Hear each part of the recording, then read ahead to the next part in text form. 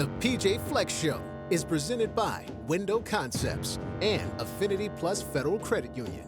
Our how is everything. How you do something matters. Culture, how, next time mentality. That better be first. The pj-fleck-show starts now. And welcome in to the pj-fleck-show, everybody. Another edition of the pj-fleck-show. And as you can see, the drone is back. Everybody is happy. We are a well-oiled machine here on the pj-fleck-show. Joined as always by the head coach of gopher-football, PJ Fleck, former Gophers wide receiver Ron Johnson, KFAN's Justin Gard, the construction crew next door. The gymnastics facilities being built. It's wonderful. Everybody wants in on the PJ Fleck Show, and for good reason. I'm Pierre Newsham, everybody. The Gophers are in the win column for the second time this season. The latest victory coming against, the University of Nevada, a 27-0 dominant victory, another shutout for this Gopher defense. We'll talk a little bit more about that in a second. But PJ, now that you've had a chance to look back at film, what is it about? You talk about growth week after week after week. Now that we've played 3 complete games, where do you see this team's growth, especially after a win like that over Nevada? Well, I think it's where your expectation and reality have to be able to match. And, we talked about on defense, we want to be really excited, we want to swarm, and then you want to be legally violent on the field, the contact sport. And our guys are flying around, swarming to the ball, they're excited to play, and they all help each other. The reason we can get some interceptions because of the pressure on the quarterback and hits on the quarterback. The reason we might be able to, do some other things up front is because we got guys that are covering in the secondary, and they just play off of each other. And then on the offensive side of the ball, you just got to execute at a high level. You got to be able to throw to run the football, and still got to be consistent in that level. But we're able to make some explosive plays in the run game, pass game. We were very balanced, about 190 yards on the ground, 190 yards in the air, and did what we had to do to win that football game.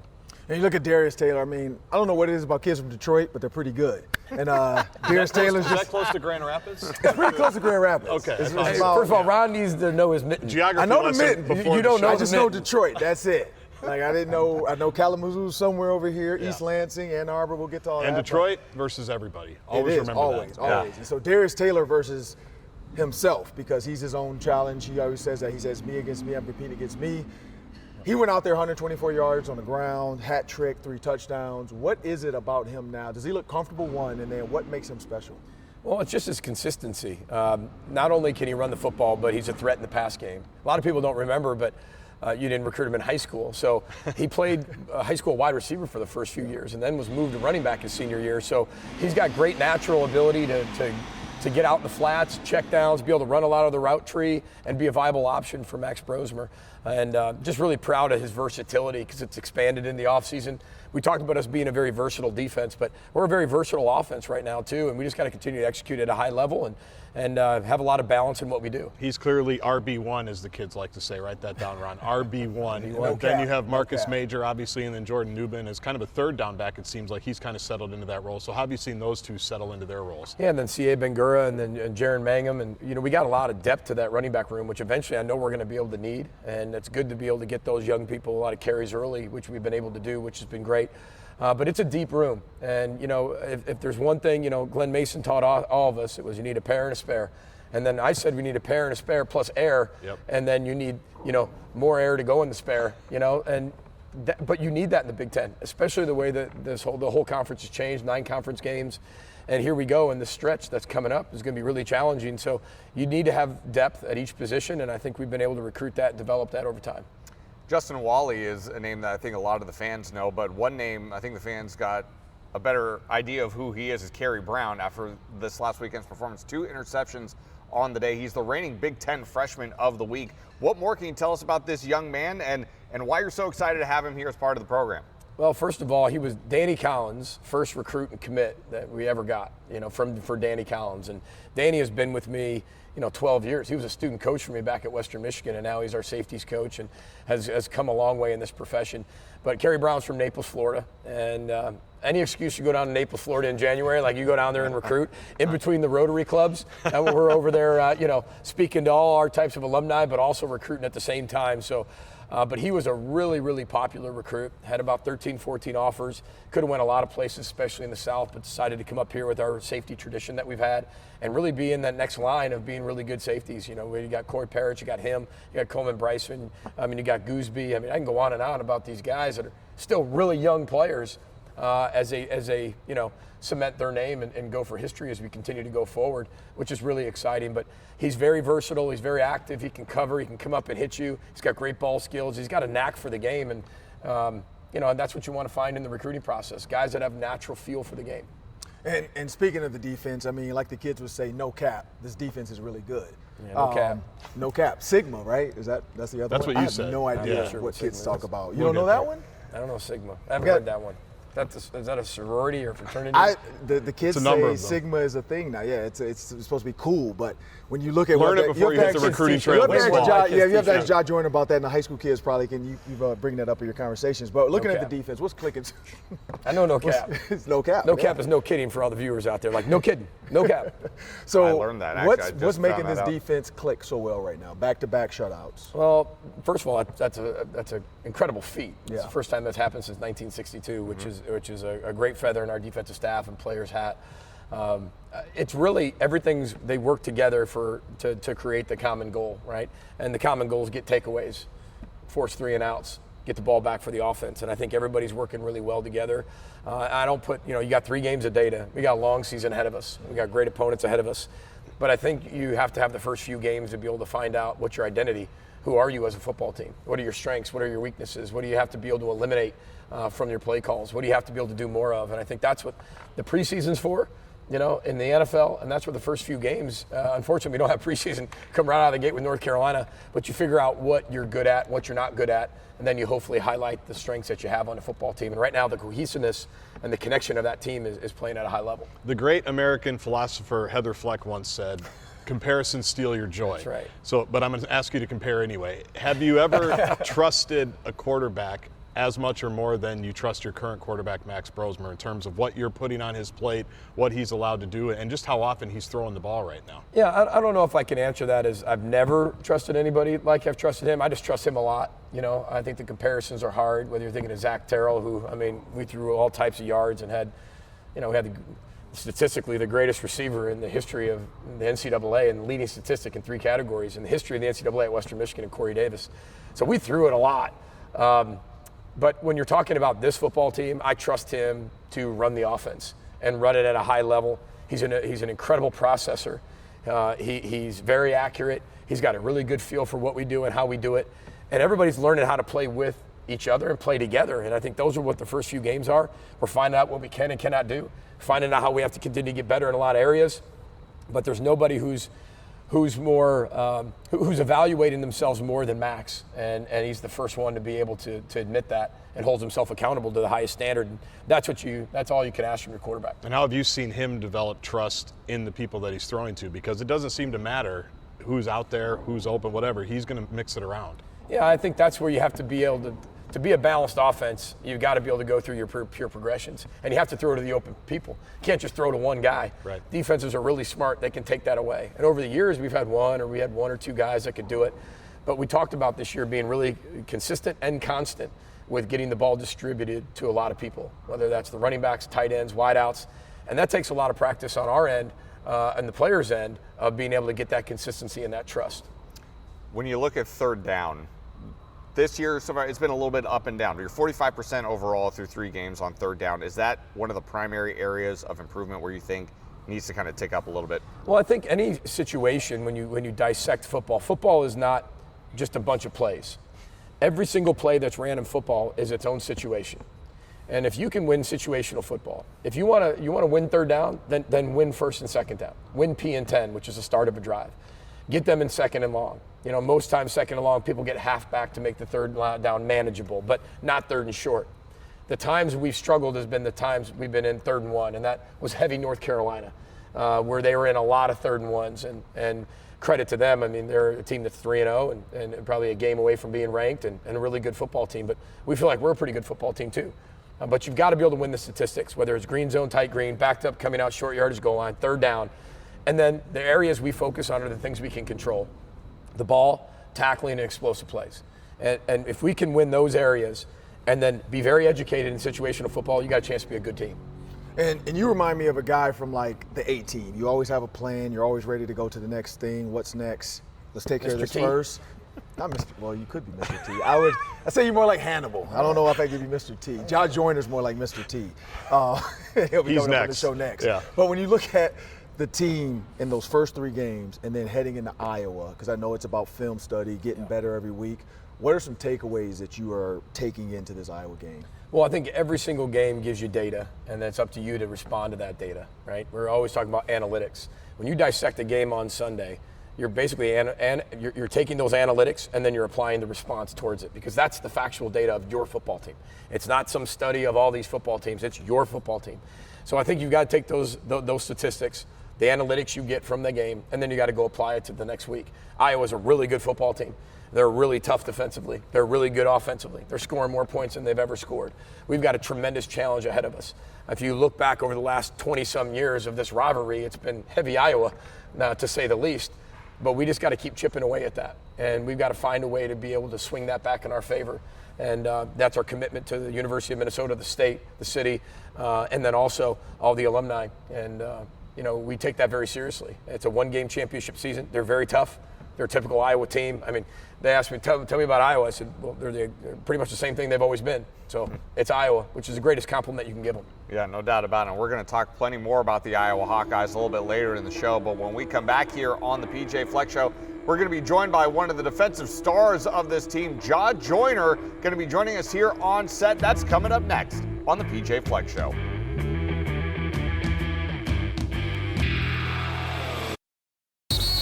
You're watching the PJ Fleck Show.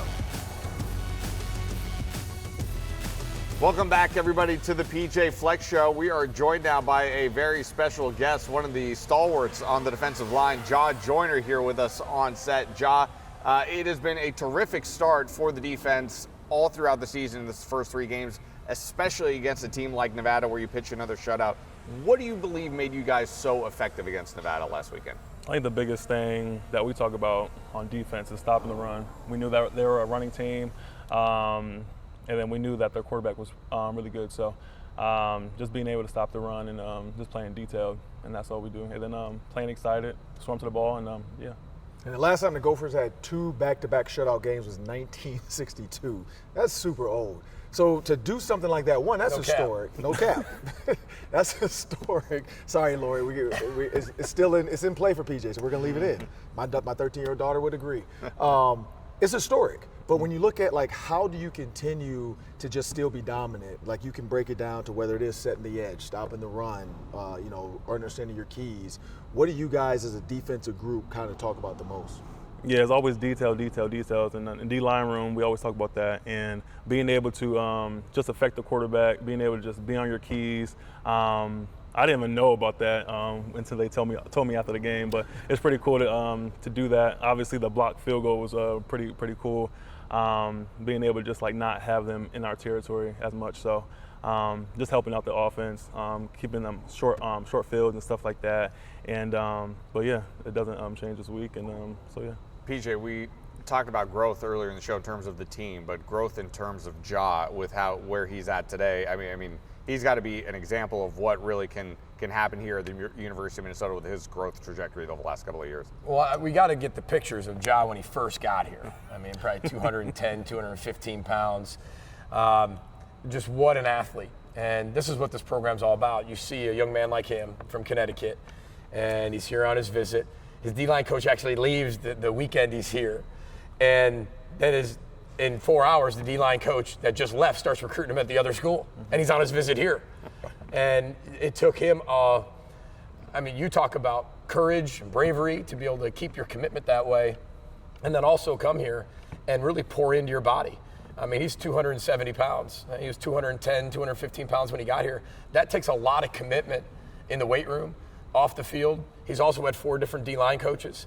And he's able to take all of that and have a great attitude about that. Of every single one of them, he can learn something new from. And I think that's what's made his game really special. Is you go back and look from day one, he's been able to add something from all the different coaches that have been able to coach him and really make this masterpiece of a pass rusher and also a first and second down player, because he's not getting enough credit for how good he is on first and second down, and that's had to be worked on. And that's a lot of credit to him, because that's part of the weight gain and being able to be focused on your weight and your strength and the weight room. And that takes tons of commitment from these young student athletes, and I'm really proud of him, and he's grown up into the person that he is. And Iowa Gophers game last year was one of the most talked about games across the country for whatever reason. But every national media outlet, everybody was tweeting about it.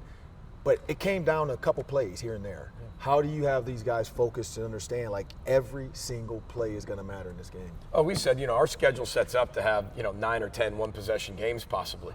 I mean, it sets up that way. So you're preparing to that all off season. And, game one, we were right out the gate with a one-possession game against a team that's 3-0 and might go 4-0 this week and probably ranked. So we've been preparing all offseason for this, and these guys take that very seriously. They understand. A lot of them played a ton of football, been in those one-possession games, know why they're won and why they're lost.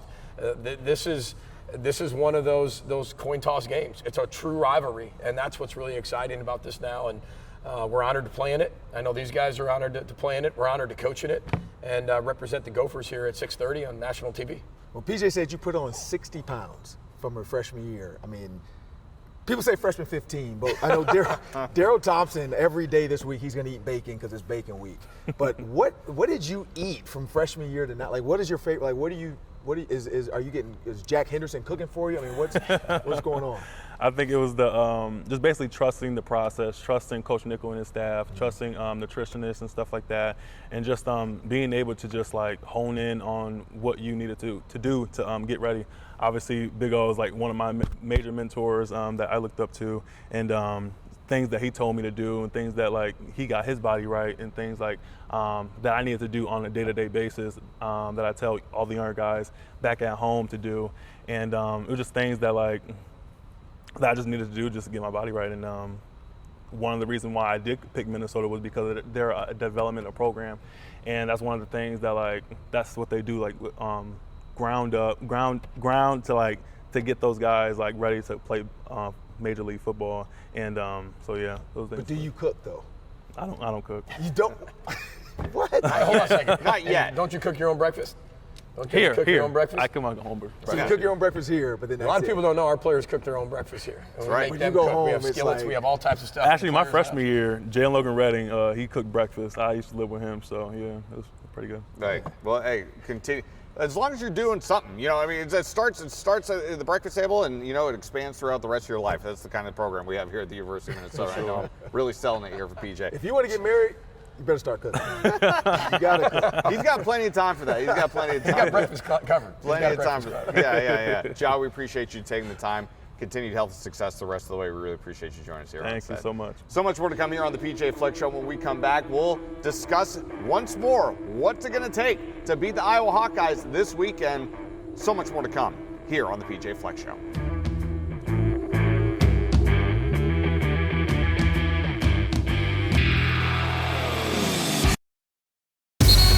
Welcome back to the PJ Fleck Show. Welcome back, everybody, to the PJ Fleck Show. Like we mentioned, it is rivalry week here at the campus of the University of Minnesota. And as you can see right here, it says, bring home the bacon. Everybody excited to fight for the Floyd of Rosedale as Iowa comes to town this Saturday. PJ, you mentioned it earlier in the show. This Iowa offense looking vastly improved this year. I know the joke is, hey, they can win games like 9-6 and 9-3. But so far this year, this team has put up some points. Yeah, Iowa can beat you a lot of different ways, right? And now they have the ability to score a lot of points, which they've been able to show with Tim Lester. And they're a dangerous football team. We know that. This is one of the oldest rivalries in all of the college football and all of the Big Ten. We're honored to play in it. And rivalries bring out the best in you. And I know our players had a great day of practice and a great week of practice. And they're fired up, ready to roll. I mean, this guy seems like he's been there forever, and all he does is score touchdowns on that outside zone play. So we've got to do a really good job of tackling. We've got to win the turnover battle, and we got to find a way to create explosive plays, and they're going to think the same way. Well, one young man who has played in his fair share of Iowa-Minnesota games, an impromptu special guest joining us now. He's going to come on in. Come on in. A face that many Gopher fans are going to recognize. former running back Muhammad Ibrahim. Calling the audible. Yeah. Omaha. Coming in and joining the show. I think this might be his pj-fleck-show debut, if I'm not mistaken, right, Mo? I'm just happy to be on here. Yeah. I've been in college for 6 years. I finally got the chance to come on here. I'm just happy to be here, you know? He didn't have enough carries to qualify to be on here as a Minnesota running back. Yeah, I bet. I bet. Mo, it's great to have you on set. It's rivalry week. You played in these games before. I mean, did you get a chance to talk to the team this week and get them ready to go for Iowa? Yeah, I've been around for a week now, just having fun, meeting everybody. It's nice to be home, and I got to tell the young guys how important this game is. It's going to be something you remember forever. PJ, I know this is a lifelong dream, obviously, for Mo to be here for the PJ Fleck Show, but that's not really why he's here. Why is Mo Ibrahim here in the building right now? What's he up to? Coach Mo. Yep, he's been helping out our running backs, and you know, it's really good to have him in the building. You know, when you get a lot of your former players come back that want to be coaches, and I know he still has that NFL dream that he's doing, and we hope that works out for him. But I know he really wants to coach, so being able to get in here and have that experience of being a coach at this level, and he's going to be so successful in whatever he decides to do. But I know he's got that coaching itch, and we're not going to talk him out of it because I think he's going to be a really special one. Yeah, I have no doubt that Mo's going to be a very special coach. But like PJ just said, you still have NFL aspirations. I mean, walk us through, tell the fans, what's it like being Muhammad Ibrahim these days, and what's next for you? Yeah, so I'm coaching lifestyle right now, so I'm here all day around the building, just having fun. It's still in the playbook, still learning plays, so it's still fun. I'm still in the football mindset, just waiting on that call. Are you cooking your own breakfast, though, like Jah was telling us earlier? Now, somebody still cooks his breakfast. Somebody still cooked my breakfast. I can tell you that for sure. I'm glad that program's really paying off. The life lessons we learn here at the University of Minnesota. Mo, it's great to see you. Thanks for. I'm so glad we were finally able to do this after all this time. Dream Happy come true. to be here. Hey, man, we're honored. Finally on the PJ Fleck Show. Yes, sir. He's finally made it, everybody. Muhammad Ibrahim, a true legend here at the University of Minnesota. We're so great to see Mo here, and he's Oh, a little pretty gritty off the set. action. Oh, a Pretty little gritty off the set. Can't wait for Iowa this week, folks. Reminder, night game this Saturday, 6:30 kickoff at the University of Minnesota as the Gophers take on Iowa. We'll see you next week for the PJ Fleck Show.